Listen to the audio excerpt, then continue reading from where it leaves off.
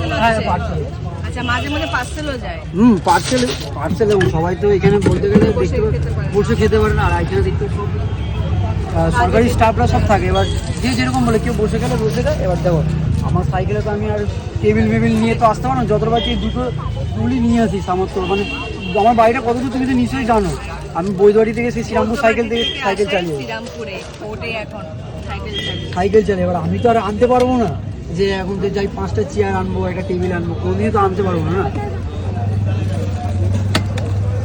আচ্ছা, তোমার এই খাবার কতক্ষণ বাড়িতে নিয়ে রাখা যাবে? দেখো আমার মোটামুটি আমার হিসাবে আমি 7-8টা পর্যন্ত চলে যায়, ঠিক আছে। এবার সকালে রান্না তো যতটা পারবো চেষ্টা করবো। আমি বলবো যে চল মুখ যদি খাবারটা নিয়ে যদি মুখটা খুলে রাখা যায় তাহলে মোটামুটি অনেকক্ষণই থাকবে।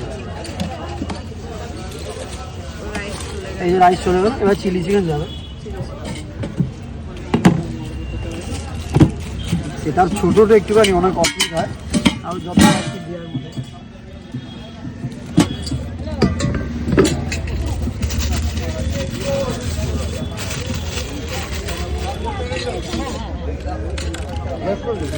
চিকেনের সাইজ কি আছে? আমার এটা 20 গ্রাম করে পিস থাকে।